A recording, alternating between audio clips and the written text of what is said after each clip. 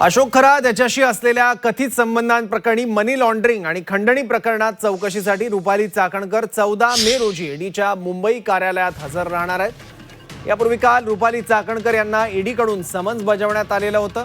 शिवनिका संस्थांच्या काही व्यवहारांसंदर्भात ईडी त्यांची चौकशी करण्याची शक्यता आहे आणि चौकशीसाठीच ईडीकडून रुपाली चाकणकरांना समन्स बजावण्यात आलेलं होतं। आणखी माहिती घेऊयात, आपले प्रतिनिधी निलेश खरमरे आपल्यासोबत आहेत। निलेश, यापूर्वी 5.5 तास एसआयटी चौकशी झाली आणि आता ईडी कडून देखील चौकशी होणार आहे।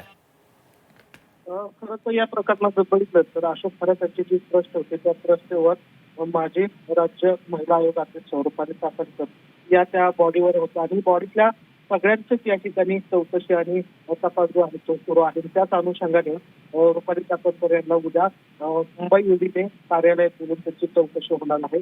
खरं तर या मनी लॉन्ड्रिंग संदर्भात त्या पार्श्वभूमीवर त्यांची ईडीकडून या ठिकाणी चौकशी होत आहे। 2 दिवसापूर्वीही नाशिक पोलिसांनी त्यांची चौकशी केली होती। आता या प्रकरणामध्ये नक्की आर्थिक व्यवहार कसा झालेला आहे किंवा याबाबत आणखी कोण आहे याची चौकशी जी आहे ती आता ईडीकडून केली जाते। मुळात या प्रकरणामध्ये रुपाली चाकणकर यांची जी बहीण आहे तिची सुद्धा या ठिकाणी चौकशी झालेली आहे। तिचे आधार कार्ड आणि पॅन कार्ड आहे त्याच्यावर मोठ्या प्रमाणात ट्रान्झॅक्शन जे आहे ते दिसून आलं होतं आणि त्याच अनुषंगाने आता रुपाली चाकणकर यांची सुद्धा ईडीकडून चौकशी जी आहे ती उद्या होणार आहे। त्यासाठी ईडीने त्यांना समन्स बजावला होता। त्या अनुषंगाने ते उद्या मुंबईचे ईडी कार्यालयात दाखल होतील आणि तिथे त्यांची चौकशी होईल। आता चौकशी दरम्यान त्यांना नक्की काय विचारलं जाईल हे महत्वाचं असणार आहे। कारण जर मनी लॉन्ड्रिंग प्रकरणात त्यांची जर चौकशी होत असेल तर नेमकं त्यांच्या पॅन कार्डवरनी किंवा त्यांच्या आधार कार्डवरनी ट्रान्झॅक्शन झाले का हे आता ईडीला याबाबतची चौकशी त्या ठिकाणी करायची आहे।